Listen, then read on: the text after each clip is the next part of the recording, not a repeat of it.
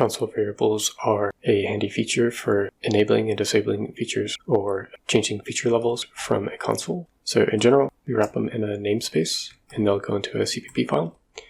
And there are lots of ways to actually set up a console variable. Perhaps the easiest way is to just create a variable that is in this namespace. For now, this will just be in the CPP file, but there's this struct, and there are other types of structs. The one I like is this one here, which is FAutoConsoleVariableRef, and that refers to the fact that it just references a variable that code can read. And so you create this struct and a variable of this struct. We're making this variable CVar struct, and part of its constructor is to give it a name that you type into the console. So for this one, we'll type my.bool.cvar. And then next we provide the reference to the variable that will be changed when you type this into the console. And there's a help section, so you can give a little description here and run a help command to learn about it. And then lastly is the mode which this console variable operates. And so default is by default, but you can do things like cheat or read only, cheat for another way of doing cheat other than cheat manager. Anyways, you create this console variable, and then because this one is using the ref, we can just read this variable here. And so if we go down to begin play, you can see I have an if statement that says if my bool is true, log that it's on, if else, log that it's off. And so we can test that real quick, but before we do that, I would like to also show that there are other ways to set console variables. And so I've created two other console variables here. This one will be set from the command line. And so I've just named it cvar.fromCommandLine, and this one will be set from an ini file. So I've just named it cvar.fromIni file. And so let's debug begin play and look at how console variables can be read. So we'll hi, and now we are debugging begin play. And so we can see that the console variable is currently set to false. And so it's going to just go over and it's going to print the false value.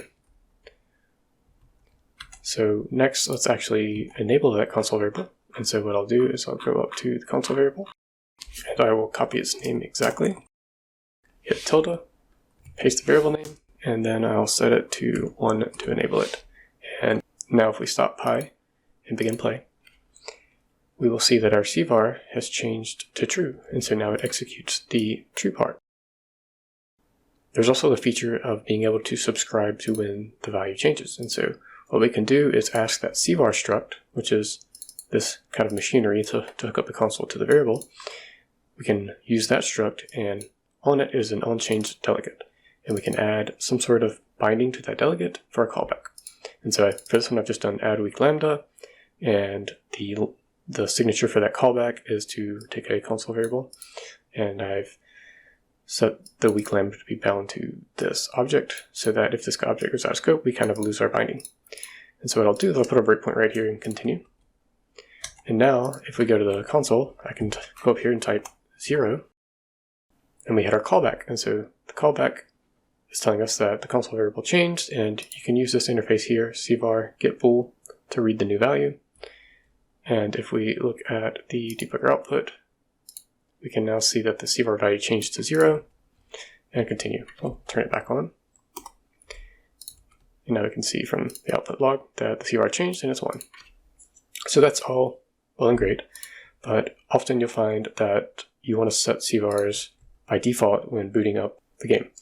And so there are many places and ways to do that, but one of the most reliable ways that I've found is by searching through the engine source code and found that we have this section for the config files called console variables. There's other ones like startup and I think like scalability and other, there's a bunch of names for it, but this one seems to be the most reliable for me.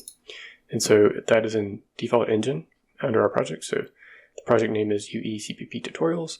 Then under config, there's default engine.ini. And so under the section console variables, I just take the cvar name and set it equal to 11. And so if we go back up to here and we see cvar from ini config, the default is set to 0. And so if I run the game, so now we're debugging begin play again. And if we step down to here, we're going to attempt to read the cvar from the ini file. So if I mouse over it, you can actually see it is set to 11 and not 0 like it was by default. So if I go to definition, we'll see that it was 0 by default. But the ini file has changed it to be 11 from startup.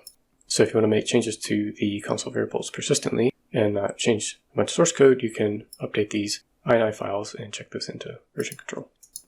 And lastly, there is the ability to change it from the command line. So maybe you don't want a persistent change to the console variable.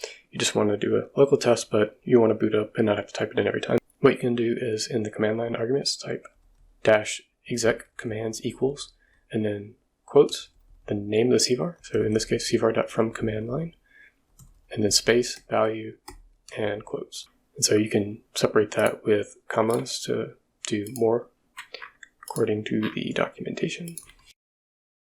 So here you can see they have commas separating them. And for writer, this is the EasyArgs extension that lets you type in the command line easily from there. Visual Studio also has a plugin called Unreal VS. And in Unreal VS, if you click the little drop down, you can type in the command line from there. And so now that we've set that command line, if we play, and we step down to the from command line, we can see that the value is 7, whereas the default is actually 0. So that's how you can change the console variables from the command line. Additionally, blueprints may want to read console variables, and so there's this handy blueprint function library called GetSystemLibrary and GetConsoleVariable, and there's different versions. There's int value, and there's other values, and you can just have a console variable name in there and get the value. That's a little bit slower than just reading the variable directly, but that is something blueprints can do to read console variables. This is what the node looks like to read the console variables from Blueprint. It's also worth having a look at the console variables documentation.